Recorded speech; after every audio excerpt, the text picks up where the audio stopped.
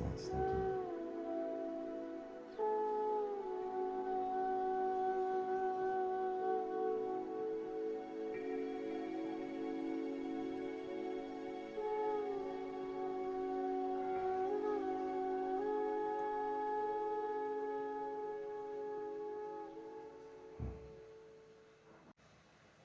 Om.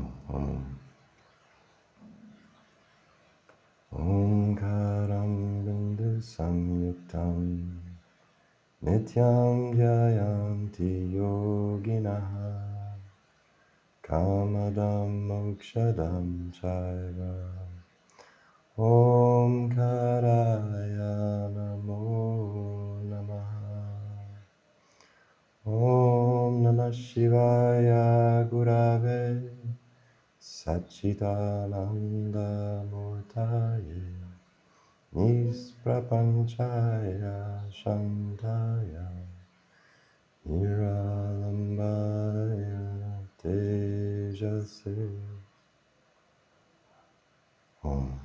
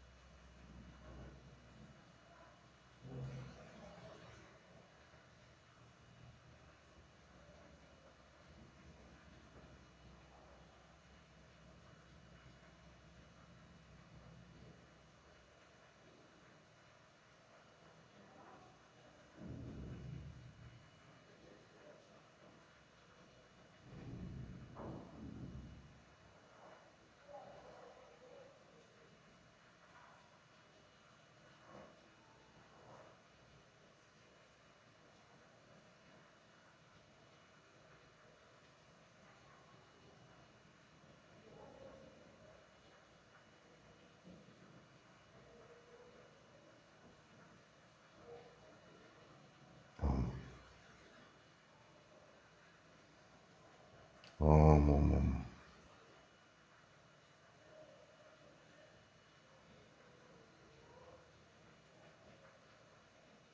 So, welcome to satsang.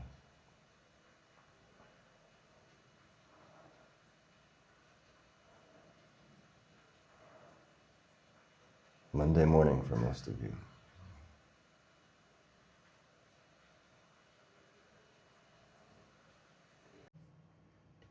We spoke briefly the other day about, it came up in conversation, the practice of Trataka. And we felt that it's a good topic for discussion. But I have a different spin of a question on it. I also shared with you that I had come across a satsang with Muji on YouTube, and it was more of a practice, a guided practice, and it was just very briefly and very simply, just with his very concise and simple guidance, bringing people back to just the space of being, and just continuing to return back and back. My experience was the space of being the heart, coming back to the heart. So then where this comes in with the practice of Trataka is, it felt like it was like an internal Trataka practice on the heart space, versus I know specifically this practice is of the gazing, of externally with the eyes, but I'm wondering if there is something to this that kind of fits into the practice as well. It felt very similar, but it was like an internal gaze rather, and if there's something there to talk about. Yes.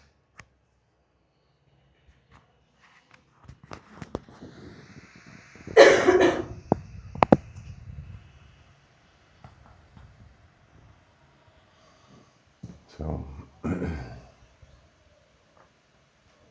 not an expert on Trataka, or anything really for that matter, and but what I know is from my own direct experience with just playing, with some persistence and some curiosity, and I stumbled into something also, which I'll share. But just for the basics, my rudimentary understanding of Trataka is that it's eye gazing. And you can set a steady candle flame or oil lamp flame in front of you, like here. And you do eye gazing, or you can use a yantra. You can use so many things, but yantra and yantra is another word, perhaps kind of for mandala, if you're not familiar with what yantra is. It's a geometric representation of mantra, yantra and mantra. So there is a yantra for Shri.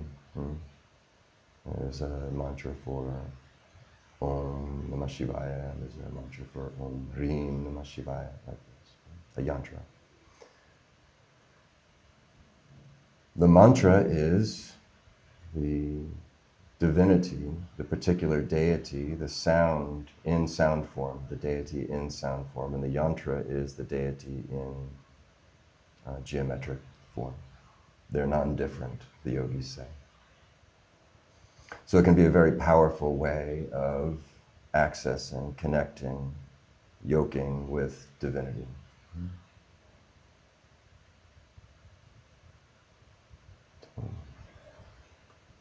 So the practice of Trataka is to gaze at a flame, at a yantra, and you develop an intense, a disciplined focus on the center of the flame, or with the yantra, with the bindu, the circle in the center.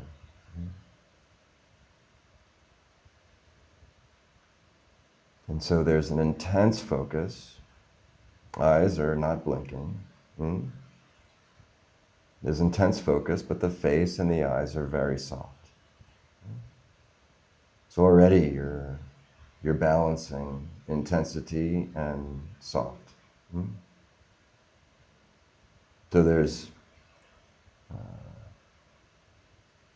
the bindu or the center, and then there's the full periphery around bindu. Meaning how far can you see your hand before it comes out of your peripheral vision? Can you try? Just to see, so that you actually, everyone try, just see. What helps is broaden your field of gaze. You become aware of the periphery, and maintaining a focus and awareness of the periphery at the same time. This is a sort of a balancing act of your conscious awareness, and already very beneficial. And there's lots you can read, and I'll encourage, if it's interesting, that you Google it and find some books on it. If you're ever looking for a resource of any particular topic, you can count on Swami Shivananda having written about it, and you can access that from the Divine Life Society library.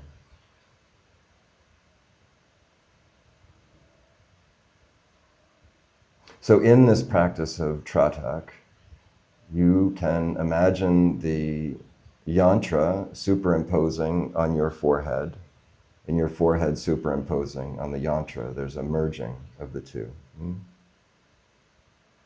and still maintaining this awareness of the diffuse periphery, soft and supple, simultaneously focused and disciplined on the bindu, on the center. Okay, so this is my rudimentary understanding of the traditional practice of Trataka. Out of my own curiosity some years ago, I started playing with an internal Trataka, using the third eye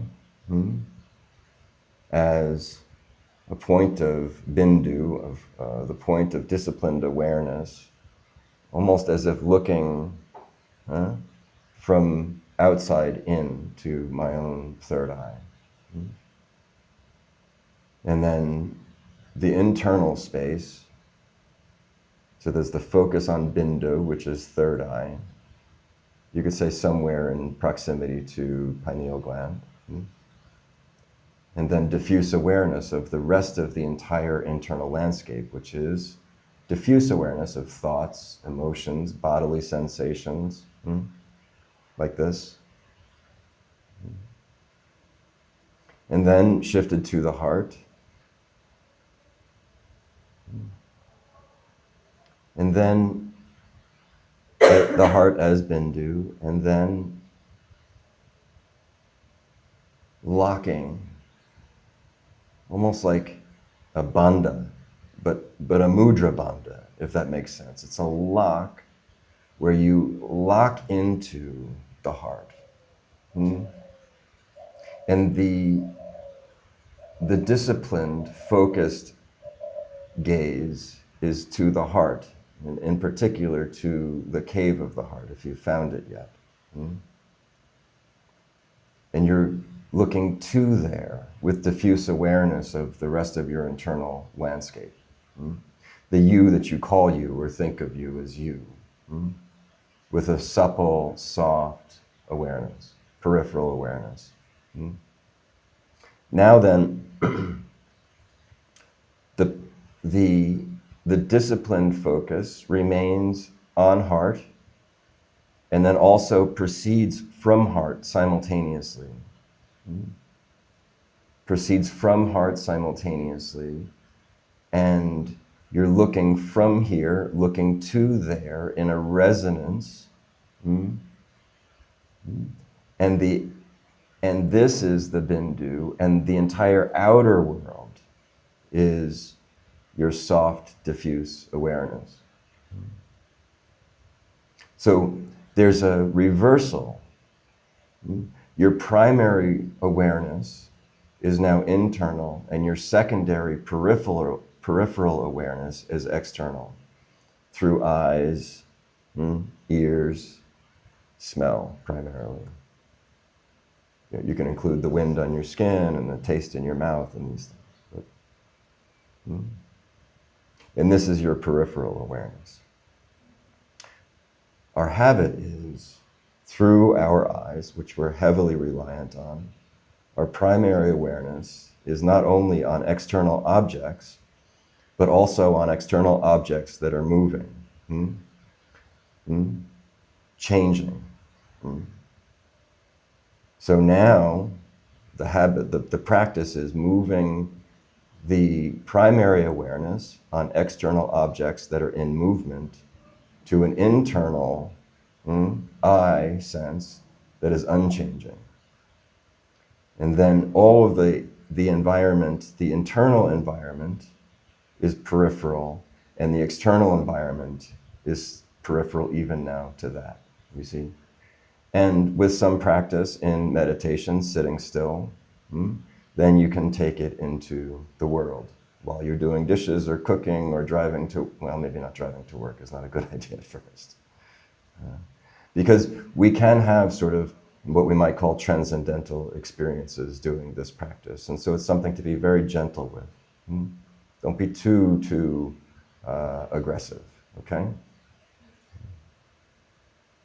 And if you decide it's something you want to try, I'm eager to hear what kind of experience you have with it so you can report back.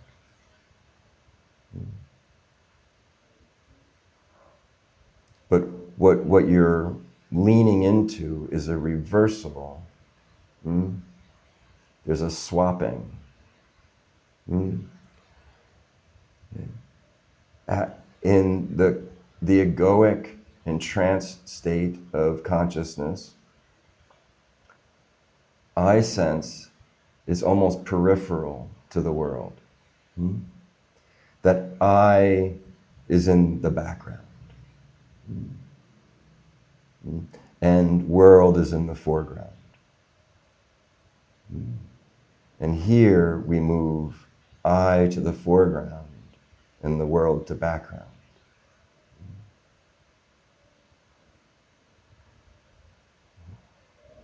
It's a shift.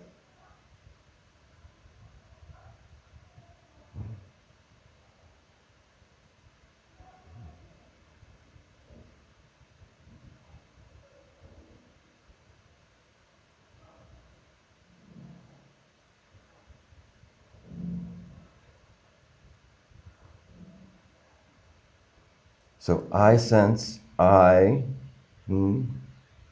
unmoving I is primary. Secondary is the me sense, the senses, thoughts, emotions, bodily sensations, internal. And the third now is external. Sight, hearing, smell, taste, touch, like this.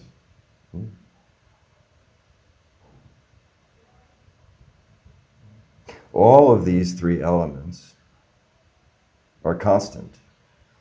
You're just playing with the proportion of the ingredients, you could say.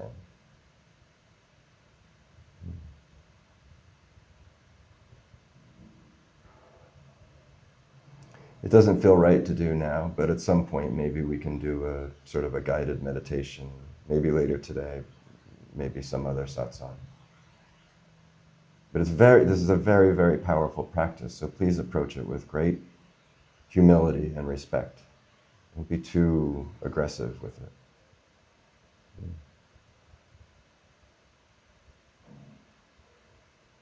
So, it's okay? Something else? To not be too aggressive with it, at least in myself. I'm noticing the potential for that. It's like this, almost like there's one angle that could be from like a frustration of being fed up with things the way that they are and just want to be done with it, and just like, and so I'm noticing that, so I can see how it would be very important to be very respectful and mindful and gentle, and maybe even speak with you about it, and if necessary. But Well, it's a good point, may I say that really in these things, those of us who are sort of attuned to intensity, which I certainly was and probably still am, the wiser path is to actually be persistent over time, to do it at 50% or even 20%, but to do it for 10 times as long as you're habituated to actually practicing something. So better to do something at 20% volume for 6 months, rather than 120% volume for 6 minutes. Yeah, it'll be easier on your system, your psyche, your body, and it'll be more beneficial to you also. But you see, in this, we need to make a decision that we're actually going to do something, and then we need to follow through. This is very difficult, because this difficulty is actually the very difficulty of overcoming our own sense of habit. You must decide and then follow through. Yeah? Good luck.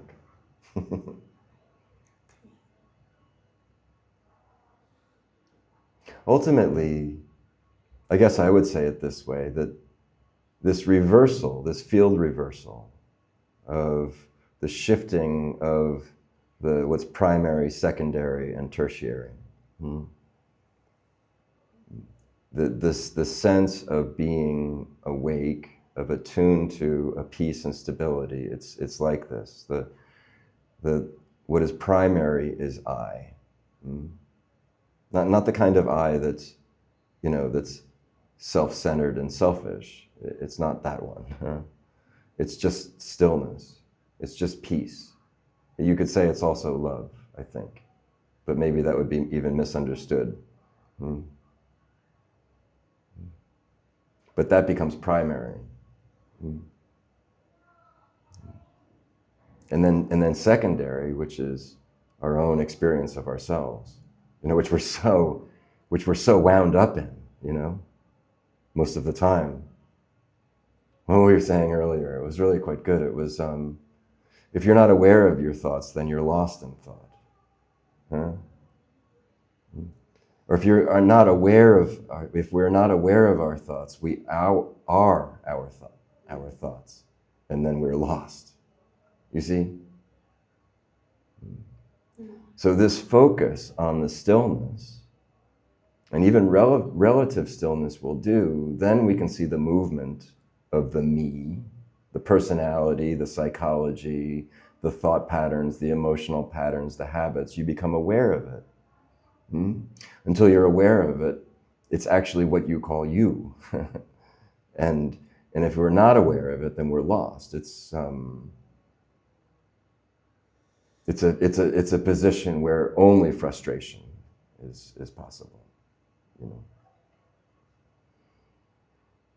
I think it's really what's hinted at in the Bible when it's called blindness, is we don't know. So if we're not aware of our thoughts, then really we are our thoughts. Calls itself Krishna Priya. But can't be true, but this is what is. This is how it appears, and this is how it feels, and here's how it navigates. And if we are identified with thought, as patterns of thought, we're lost.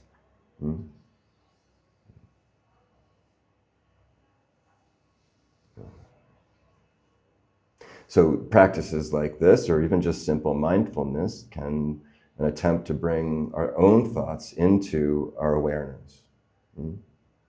And this is the beginning of the shift in everything.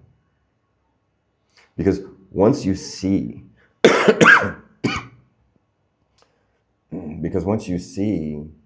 the pattern of thoughts, there's now a separation, the very beginning of detachment from your own thoughts. And when you see the patterns of the thoughts and the emotions, then you can begin to inquire into, where does this come from? Why is this here? Where does it come from? And what is my relationship with it? And the further you look at this self-inquiry, then the more you will become detached, because you'll see the patterns and you'll see how effective they are. As a strategy for happiness, is it working? Is it effective, or is it not effective? And then you can make some choice points in awareness. As awareness, in awareness of your own patterns, you can make choices. And so then you choose based on what it is you want. And you choose, and then you develop a plan. This plan ought to incorporate the pattern of forgetting. You see? A plan that doesn't anticipate the pattern of forgetting will be insufficient.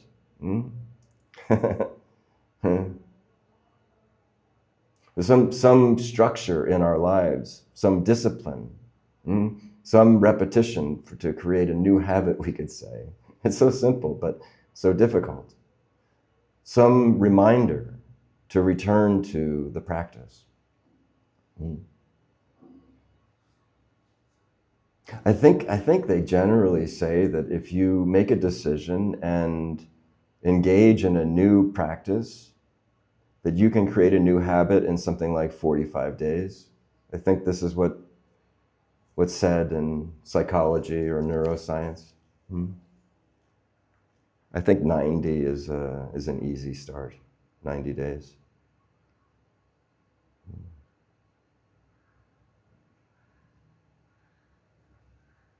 And this practice, this inner Trataka, if you will, it's really enjoyable.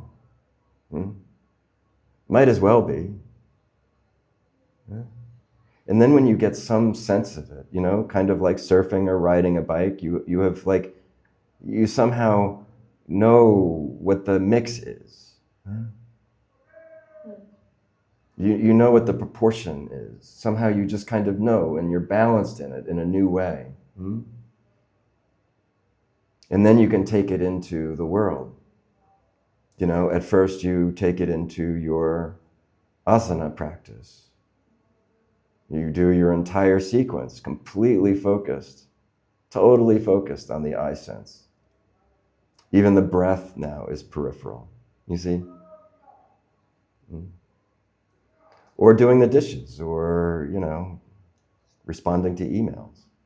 Eventually, this takes hold, and this is what it feels like to be you. And from that point, you'll have a hard time imagining anything different. It's a delightful practice, and I think it's very powerful. It's okay.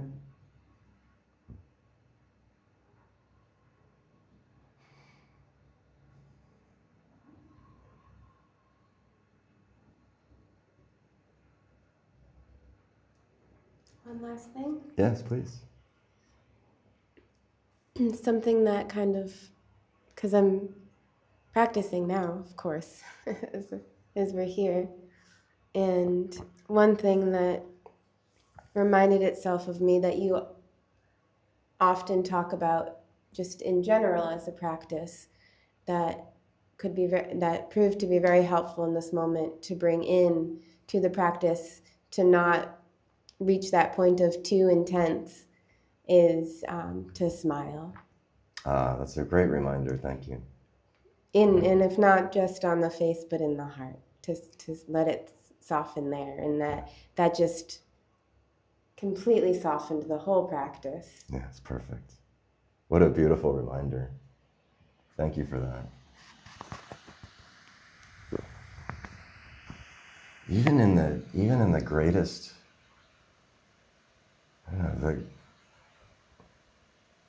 the greatest revelations, the greatest transcendent experiences, if we just add the teeniest little subtle smile, and maybe something broader in the heart, it's like adding nitrous. What do they call it with the cars?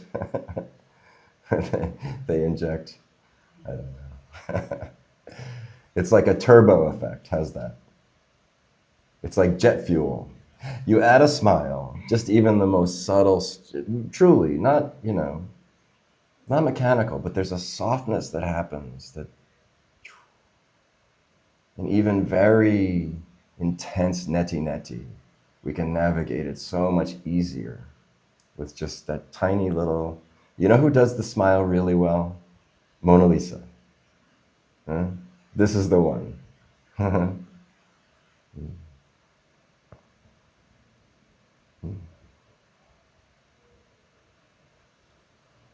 There's also something beautiful in it because it's kind of coy, meaning I'm not going to share this with any of you. This is something completely mine. And you can guess as many times as you like. But this is not a demonstration for the world. This is completely for me. Which is also so much more powerful than spirituality, ecstasy, happiness as a demonstration.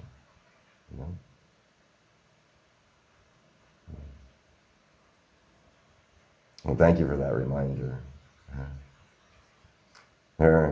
There's so many things that I could say. This alone will take you the full distance. And I think this perfected subtle smile is one, truly.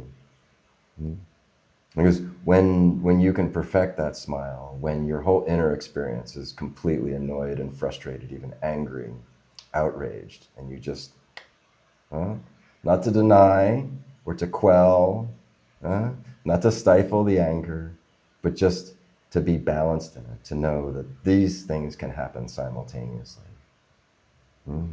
I can be in great joy at the very same moment that I'm in a lot of pain. Yeah, wonderful reminder. Right, when I was in high school, I 16 years old, I would drive to school in my hand-me-down Toyota Corolla, and I was in the jazz band, so I had to leave. It was zero period. Jazz band had to meet before first period, so I had to go earlier than everybody else. And, like a teenager, I wanted to sleep, of course, and so I was generally unhappy a lot of the time driving to school in the morning. Not to mention that I was an angsty teenager also. But I would listen to NPR back then, and I remember that somebody said, if you put a pencil in your mouth when you're annoyed, it will change how you feel. And it worked. And I was so annoyed that it worked because it was almost too facile, too easy for somebody as complicated as I was. Even a fake smile can work. Although don't make it a habit. Okay. Who has something? Something more?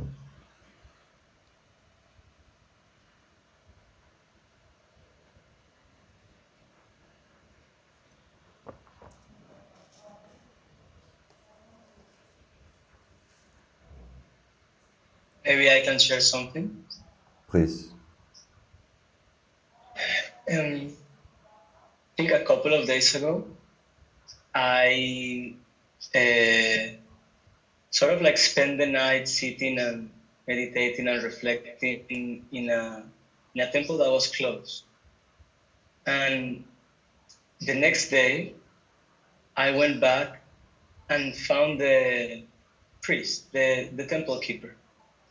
And I gave some symbolic money and whatever, but mostly I talked to the guy and I tried to express some gratitude about him keeping the space for people like me who wanted or maybe needed a place to sit still and contemplate myself. And what really impressed me is that I think he didn't understand much of what I was saying, but the first and basically the only question he asked was, where is your community? Like, this is what he said. Like, regardless of whatever I was saying, he was smiling and he asked me about my community and I didn't really know what to ask, what to answer. And then what I was left with is that how in this context of, let's call it spiritual exploration, there is such a clear intuitive understanding of the value of having a community to sort of at least maintain but maybe push forward in our own development, spiritual development. But then I was also thinking that it's kind of like an irony because whenever I think about it, I realize that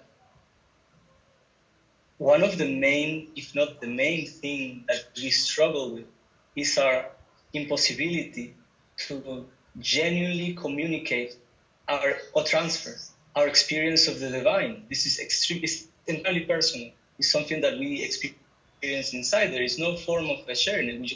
We can just use some symbols, some words, but it's just shadows. Like it doesn't really show much or anything. So I find that is the reason why ultimately, maybe after exploring with as much intensity and depth as we want or can, the relationships that we can have with other people and with whatever the environment, whatever it could be, this is what we're forced to turn to the inner divine at the end, because it's the only part of ourselves that actually can fully understand us, or through which we can fully understand ourselves. I don't know if I'm saying it properly, but then I'm still like, no matter if this is true, which I'm pretty convinced it is, we still have to live in the world. I mean, we're here. We are people. We live in the world with other people. So I am curious about what you could share in regards of the sense of community, because I also see that to a great extent, after you have had your own process until this point, which is a very special point for what I can perceive, you have chosen to sort of collect yourself and sort of like retreat a little bit. So I would like for you to share a little bit about what you feel and think in terms of the value of community and how it could be done. Why is it worthwhile? Why isn't worthwhile? I don't know. Like that's sort of it's like a general abstract question, but it's in that context, in the context of the value of community. Very good. Yes. Thank you, Daniel. Very good. Of course. Well, good news, bad news. You are always and have always been in community, whether you have known it or not. And the community, the space you share, you know what it is based on what it is you're thinking and saying and doing. We are part of a collective, part of community, a collective consciousness. You move to some town or travel to some town, and some places feel better to you than others, yes? Some places feel resonant and some places feel dissonant. Some groups feel comfortable and some groups feel uncomfortable. And generally, humans, driven by egoic desires, affiliate with each other around agreement on desire, yes? There are all kinds of organizations that we can join, ranging from a local pub to a biking, a cycling group.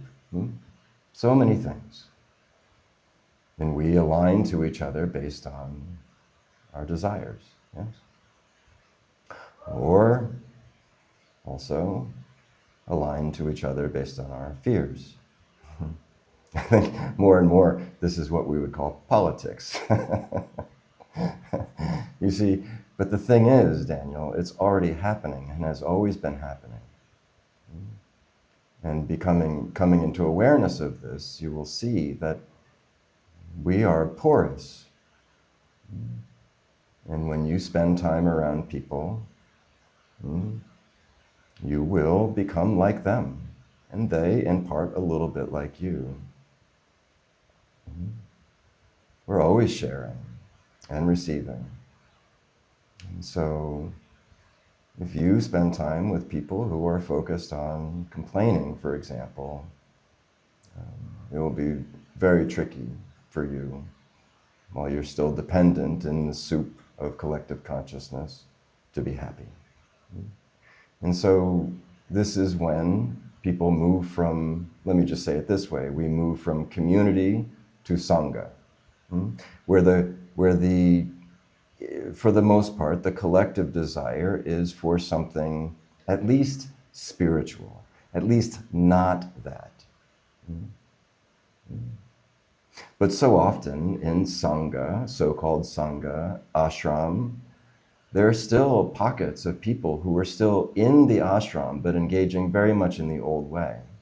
Just one example of complaining. As an aside, if you're still in the game of complaining, run away fast. You'll make no progress in this. And as for other people who complain, wish them well and let them to themselves. You can invite them to follow if you like, into the realm of not complaining.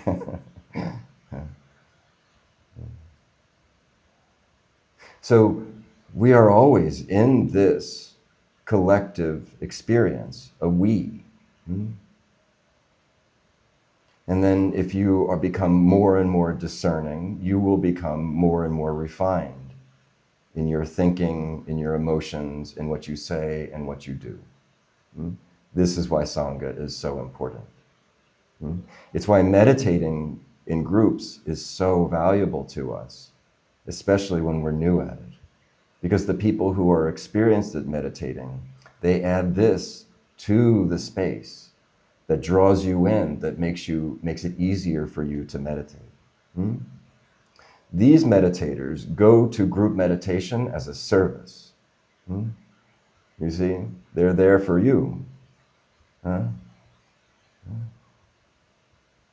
one day you will also do this. So we move from community, baser desires, no problem. This is not a judgment. Then we move from that to Sangha. And Sangha and community, there's so many layers. And all of it is rooted in intention and desire. And when that desire becomes increasingly to spiritual realization or peace, or non-causal joy, or to desirelessness itself. We spoke about this in one recent satsang. As the desires fall away, just through paying attention to how it's working for you, they will fall away. And then increasingly your desire will be more discerning, more refined on becoming happy, joyous, peaceful. But in the ways that you realize that the objects of the world will not fulfill this desire. Eventually, through this Sangha, one becomes Asanga, means not part of Sangha, not porous, not dependent, not codependent, means independent and joyous and free.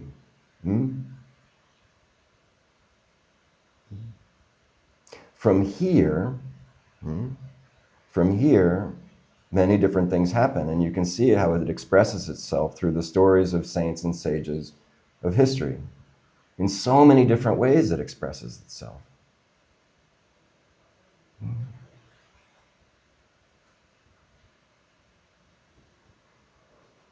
I think guru is probably the great minority of the ways that it expresses itself. In fact, one of my favorite stories of all time is from Satguru, and I remember it like this, that he's in an open-air market in India, and he comes across a vegetable salesman, at the outdoor vegetable market. And he goes and he sees this guy, and because Sadhguru is free, he can also see the karmas, the past lives, the degree to which one is free or bound. This happens. And he saw that this man selling vegetables was realized. And so he asked him, "What are you doing here selling vegetables?" There's a long version of the story which I recommend you look up, but the short version is, Before I sold vegetables. Now I sold vegetables. What do I need to do differently than that? He was so happy. Huh? He sold vegetables before when he was miserable, and now he sells vegetables and he's happy. And here's the funny thing that I love most about this, huh? That I wondered, how many people haggled over a squash, not knowing that in that exchange they were receiving darshan from Bhagavan? Huh? We wouldn't have any idea.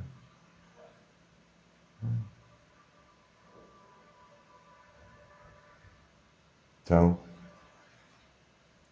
from this Asanga, this place of independent joy, this place of independent joy, non-causal joy, and this one has choice. And there's also dharma, but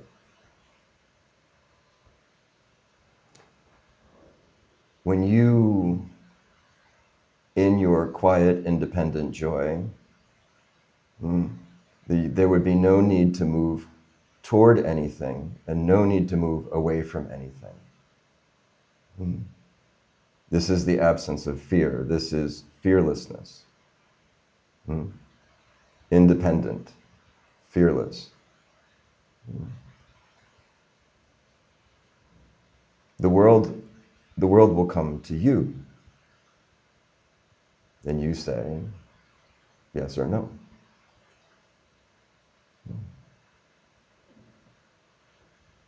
So,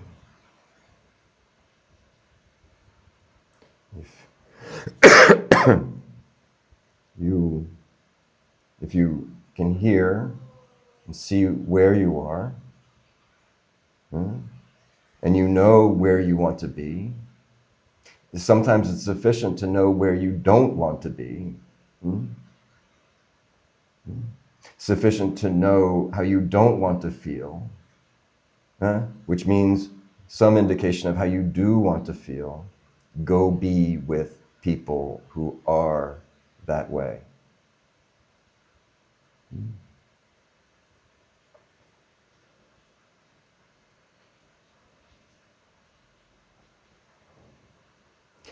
There's this really wonderful, I just love it. There's this experiment, and on a single board, like a piece of plywood, 4 ropes on each corner holding it up, and all of these metronomes, all of these pendulums. And they start them at all different speeds, different everything. And eventually, after some time, they're all in sync. All of them together, like this. YouTube it. You can see for yourself. This is you. This is you. Except for you have feet. And you have willpower. And so you get to choose who you want to be synced with. It's very important.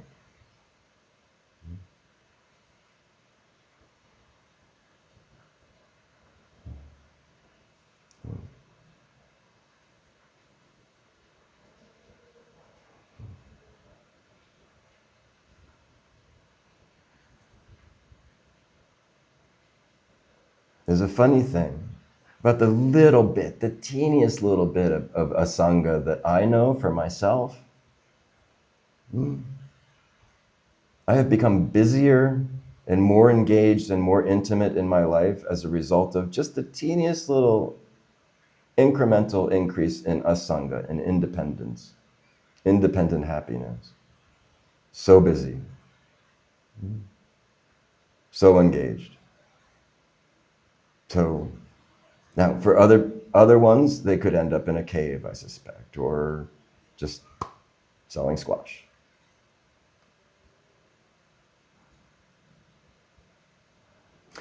The reason I say this is that it isn't selfish.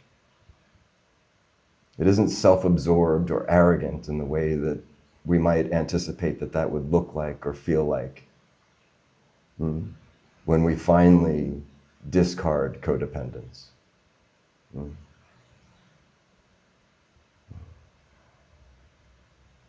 It's actually a great expression of love that isn't dependent, meaning isn't conditioned, isn't measured out.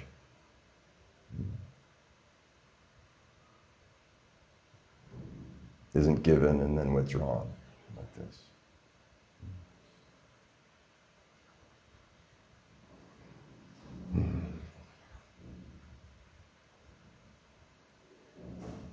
But it matters. You have to decide, and then you have to follow through. Knowing this is of no use to you whatsoever, unless you do something with it.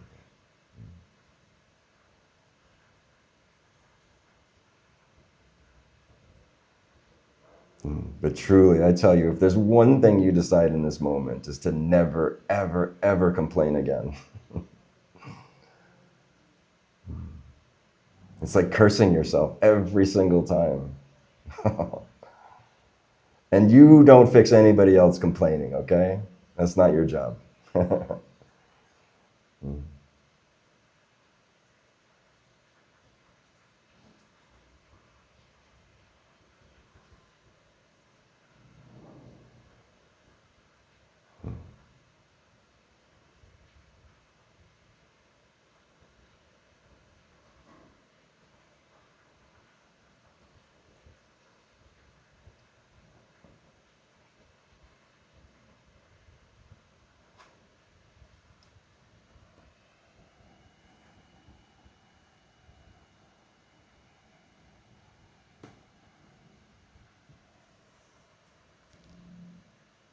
Something more?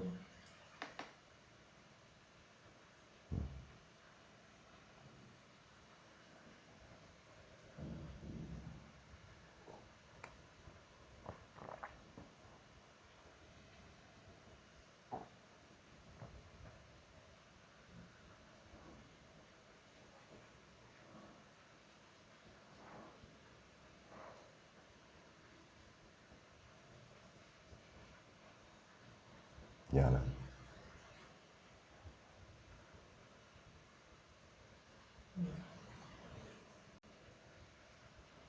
I've been contemplating prayer recently, and long ago fell away the prayers for this and that.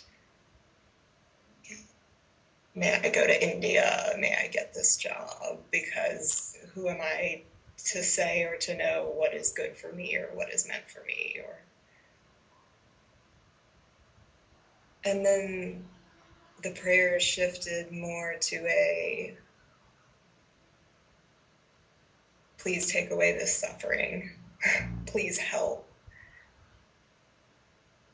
And even that still feels as though, who am I to say I'm not supposed to be experiencing this suffering?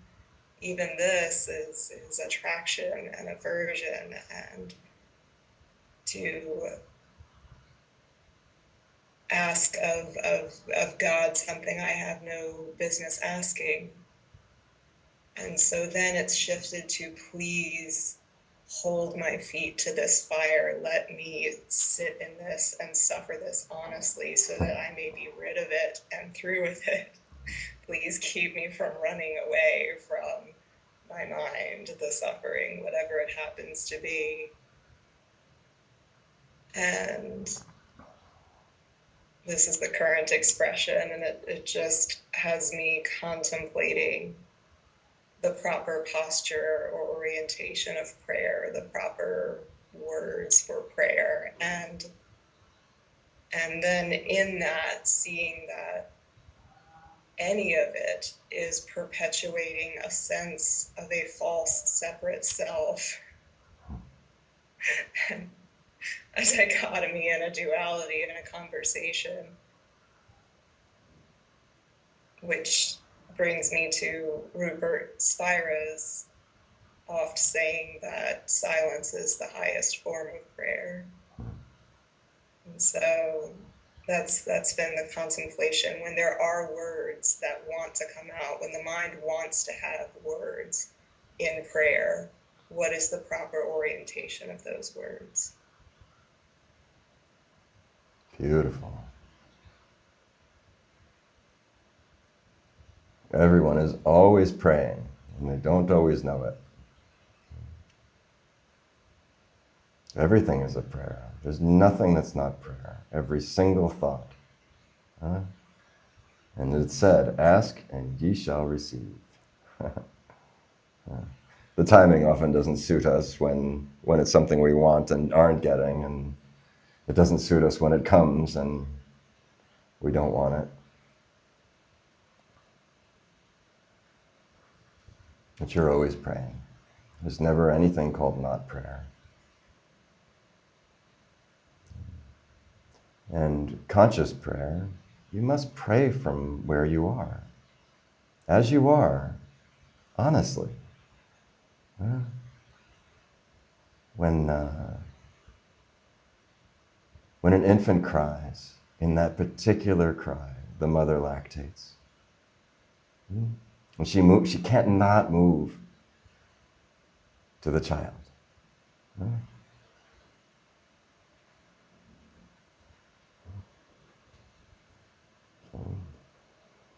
This cry is the cry of sincerity and real hunger. Really hungry. And there's only one thing that baby's crying for. This is a very effective prayer.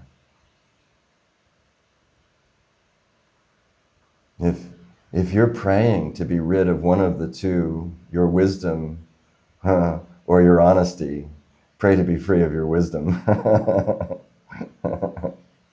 You see? Huh? It's not that what you're saying isn't true, it is. But you have to be honest. It won't work otherwise. It's also good to hold it simultaneously. In one hand, you have your wisdom, the truth of truths, that silence is the greatest of all prayer. It's true. And when you are silent, you will be able to speak this honestly. You see?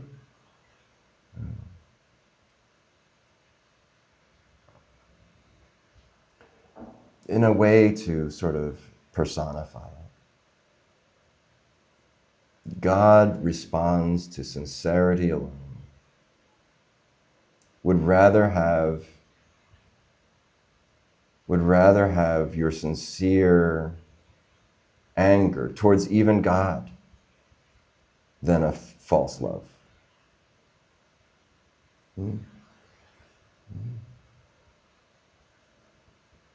Wants you, not your shtick, not your strategies.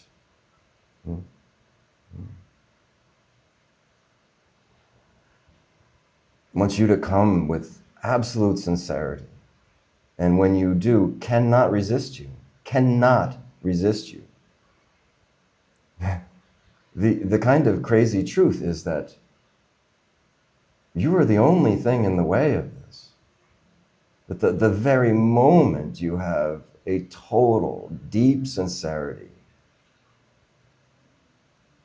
like the mother, God comes rushing in, can't not. Almost we could say obliged to. So, if you aspire to be free of one thing, be free of what you think you know. Be what you are as you are, 100%. Better that you're honest than pretending anything. You already know this is true. You've seen it from your own experience. But what you have understood in the headspace is revelatory. It's sacred and beautiful. But until you open your heart, it can't descend. So you open your throat and open your heart, this can't descend.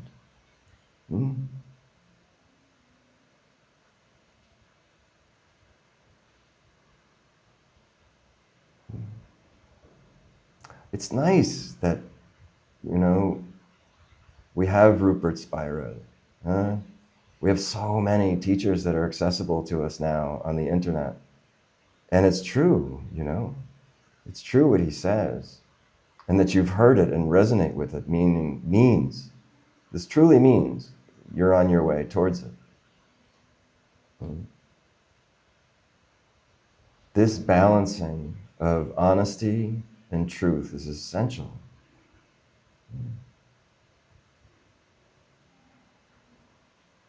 No more pretending. No more trying to be something different than what you are. When you cry from there, honestly, from the depths of your despair, it's true. God just comes rushing in. You already know it.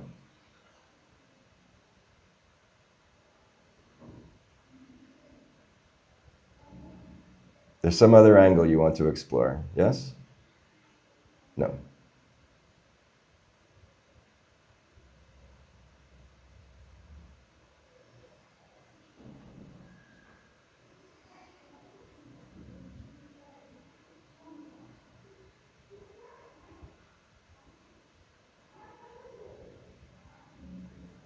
So when the honest experience is of the separate self reaching out for God, what then, when there are words that need to be had, what then is the highest form of prayer? Help me catch up to you. Say it one more time, maybe a different way.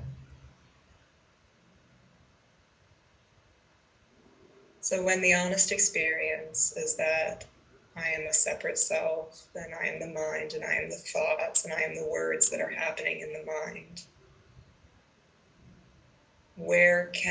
what words do I guide the mind to as a prayer? Is it please help? Is it I want that you have all of me? What is it? If you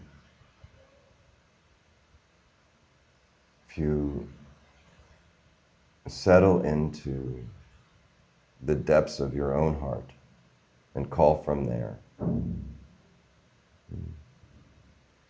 it won't really matter what words are there. You see, the words are carried on the vibration of sincerity anyway.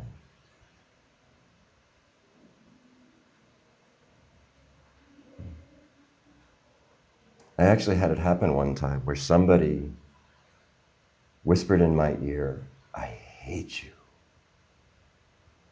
And it was probably the most powerful "I love you" I've ever heard. Because where it came from and what it was,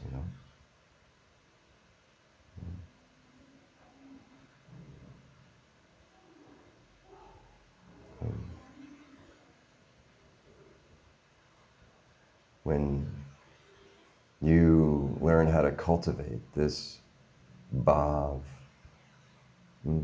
this longing from where it is you are, from where it is you are experiencing, where you are experiencing from, as what?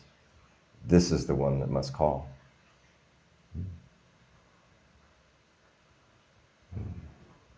This is the great, great peril of self-inquiry and Advaita Vedanta.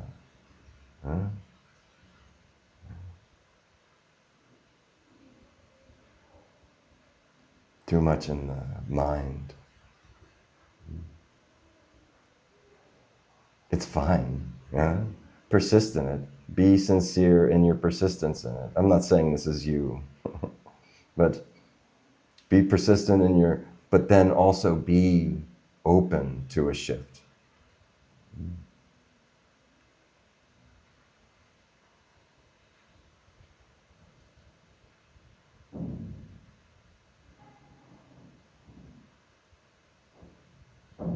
For me, the prayer was, Lord, I want that you have all of me.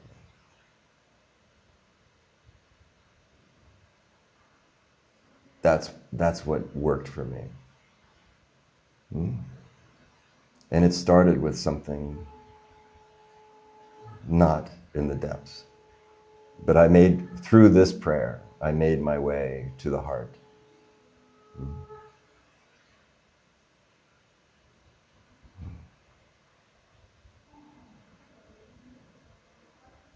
And truly, the lips can be still, the tongue can be silent,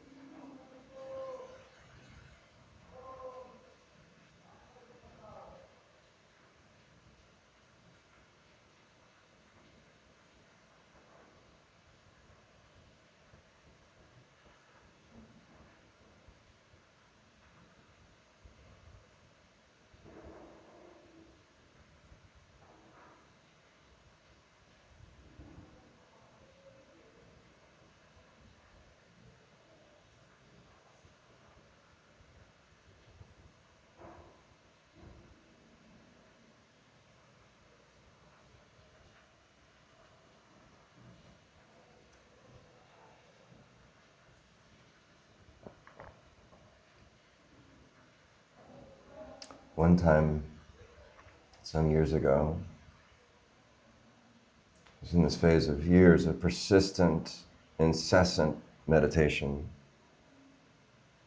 And I was predisposed to this inquiry, to Jnana Yoga, to Advaita. And I came to a place where I saw that even in revelation, even in transcendent revelation, that there was a looping, a confirmation bias, and that an I sense, an egoic I sense that took itself as the one to whom it was revealed, and even if it's just so subtly in the mind, thought it knew something. And seeing past this, the habit persisted and persisted and persisted. And I became so exhausted with my own thought patterns. And these were mystical, the thing that we're looking for so long, and I became so tired of it because I kept just a little bit grabbing onto it. And I prayed one moment with all my might to Guru in a total, sincere desperation from the depths of my heart. And I said, please relieve me of this intellect.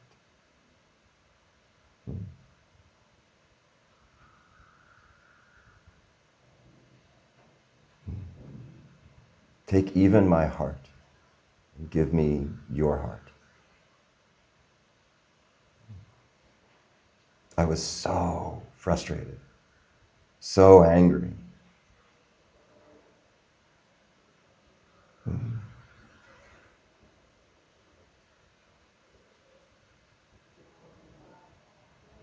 won't tell the story now, what happened, but when we pray from this place of sincerity,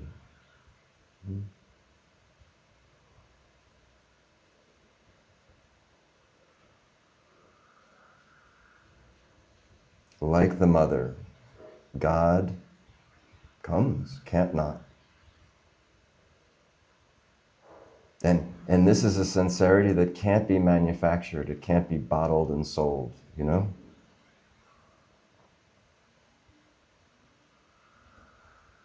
There's no such thing as faking sincerity. And so in a way, suffering is your greatest friend.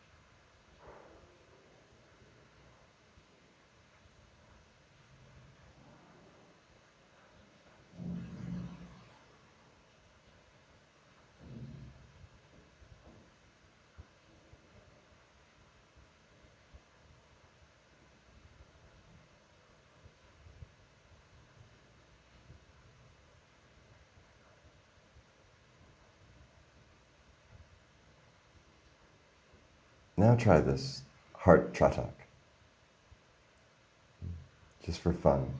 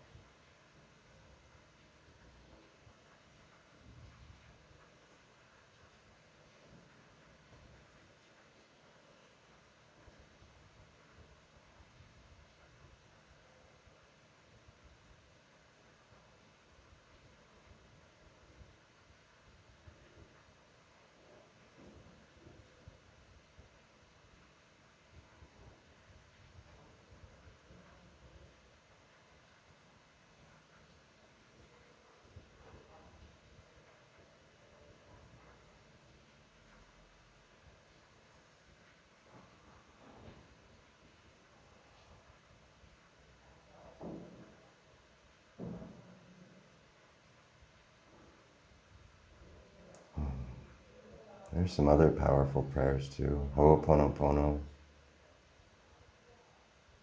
From the depths of sincerity, from the depths of the heartache. I'm sorry. Please forgive me. Thank you. I love you.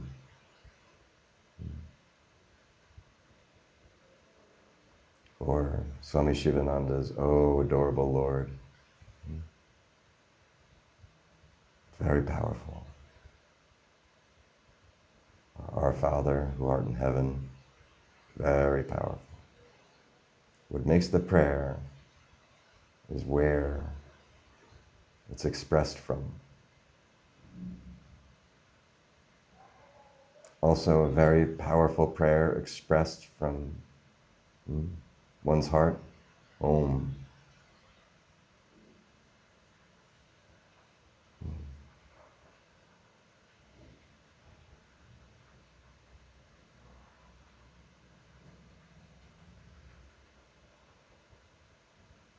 Also, have you heard the prayer of the fourth syllable of Om after silence?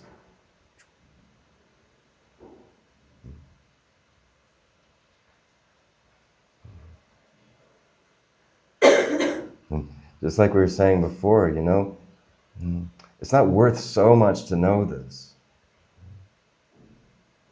It's not worth so much to know it. It's not worth so much to say it.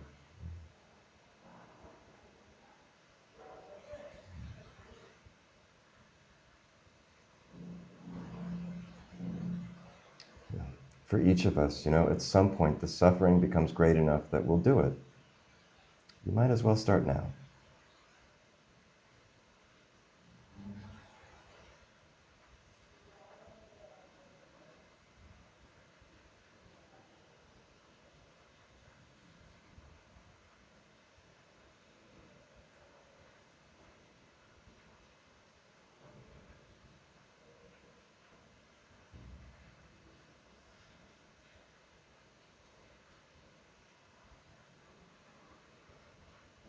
May I ask something else? Yes, please. You just mentioned how powerful of a prayer, among other things, but like how powerful of a prayer it is to ask for forgiveness. And this is a concept, let's say a concept that I've struggled with. I don't know if you could call it struggle, but it's a concept that I have questioned for a long time, because it does feel on first look that asking for forgiveness is very useful, and it is, but like in a form, at least in a form of a first step, let's say. But what I have thought in this regard is that it makes much more sense, instead of asking for forgiveness, to develop the recognition that there is nothing to forgive, that everybody is quite literally doing the best that they can with what they have all the time. So the concept of forgiveness seems to be counterproductive in the end, because we get into this loophole of we are doing something wrong, which we are not. So what would you say about this? Thank you.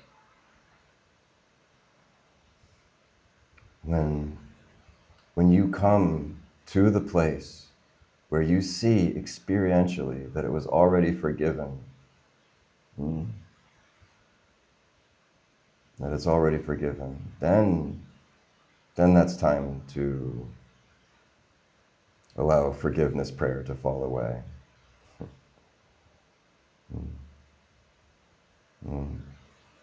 Forgiveness prayer will evolve to points that you cannot imagine from where you sit now.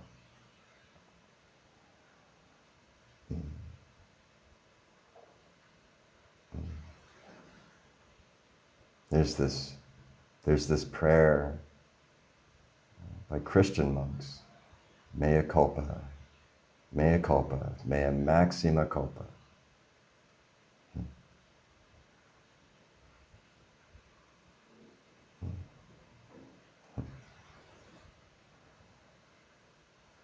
When you come to this prayer, and soon, with the right posture, you'll be beyond. You'll have seen the forgiveness that already was. Until then, it would be unwise. You see, the thing is that the mind, it's coming from mind when it makes it this or that, either or. You see, it's helpful to know that there is a place beyond forgiveness, and it's very helpful to know, even from a psychological and emotional standpoint, that everybody is doing the best that they can, that you, that I, each one doing the best we can. It's fundamentally true, this, and it's an important recognition. And can be the very beginning of laying aside blame and judgment, which is perilous on the spiritual path. We can't progress far as long as we have judgment. Even the judgment that masquerades as discernment. But you see, you know you're in balance and you're moving up the middle way when you can see the paradox and you are no longer trying to resolve it. You're no longer trying to choose this or that. That it's neither and both. when you are able to achieve this posture honestly with all questions, and make your way right up the middle of it, and then it will begin to get quick from here. But the mind is always wanting to make it this or that. Always. And you can know your mind when you follow it into these false choices.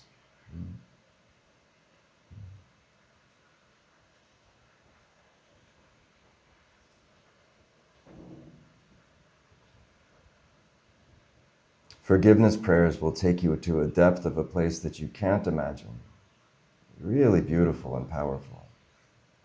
In a puddle of tears and sorrow. And not personal. Not personal. And not personal.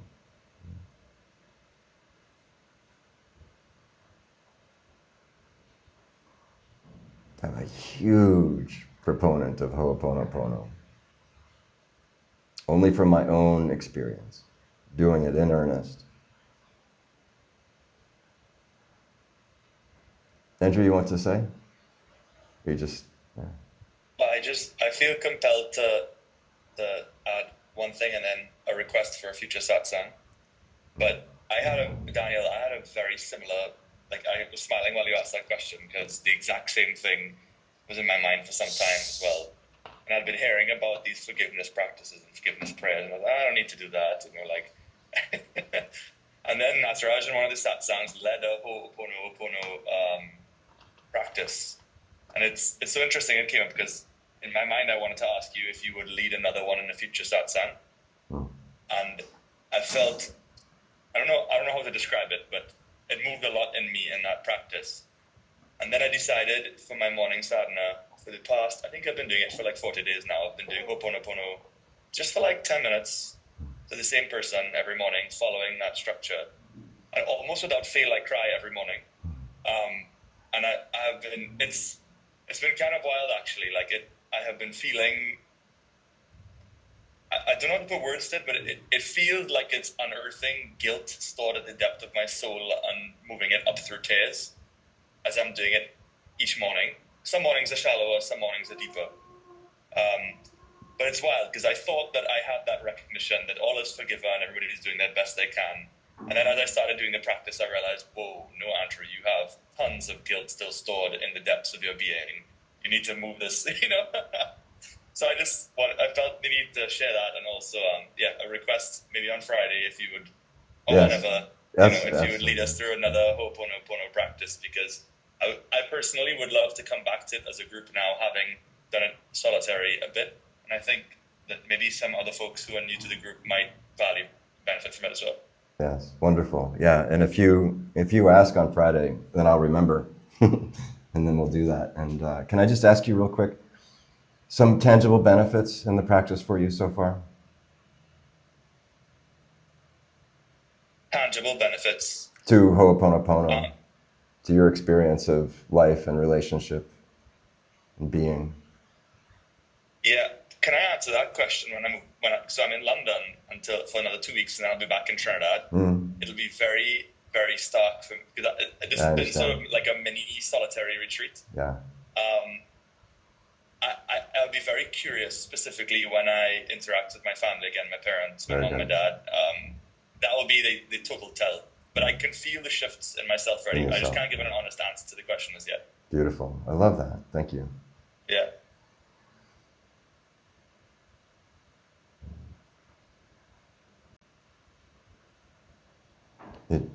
It brings us back to the beginning of time. You see, the self of the self-realization is in the beginning, precedes everything,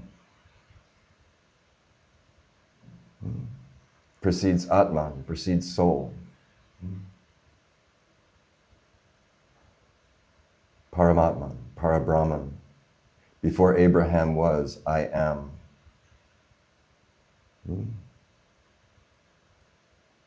Will bring you really into the depths of your soul. Hidden depths.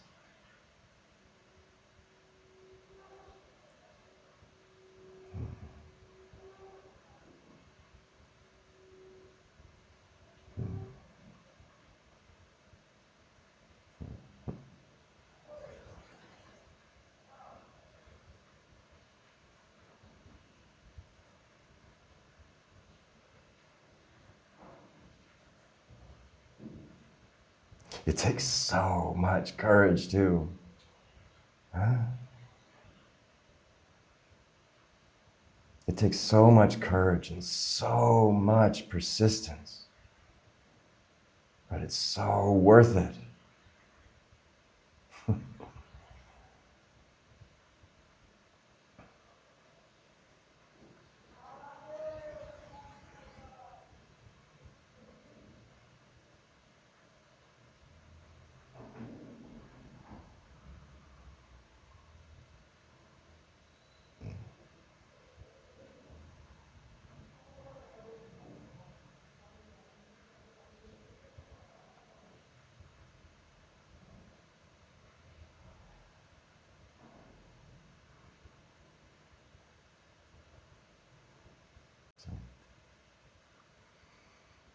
Um,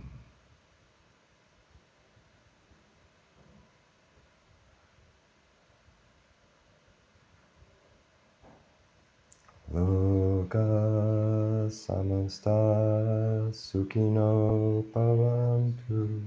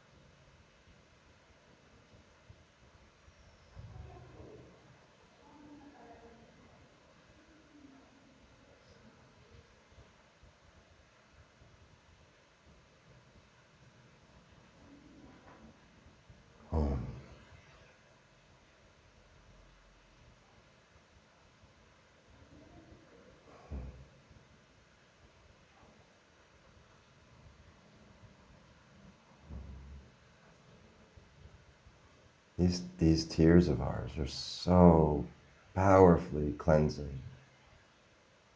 I think I can say that these tears are the strongest sadhana.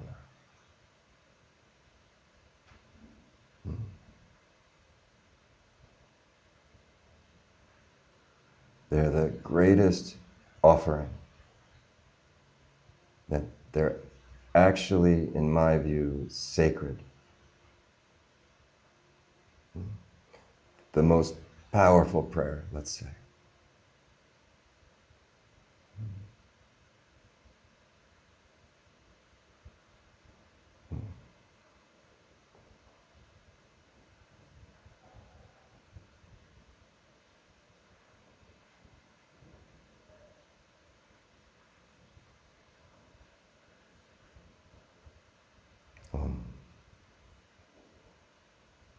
Thank you.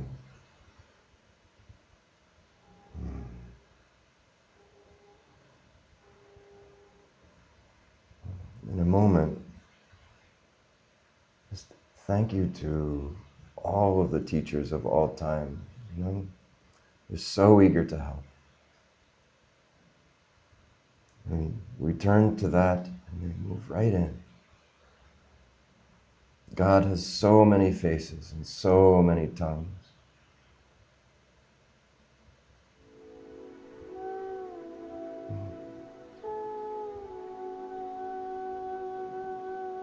So thank you. Thank you, thank you. And love you.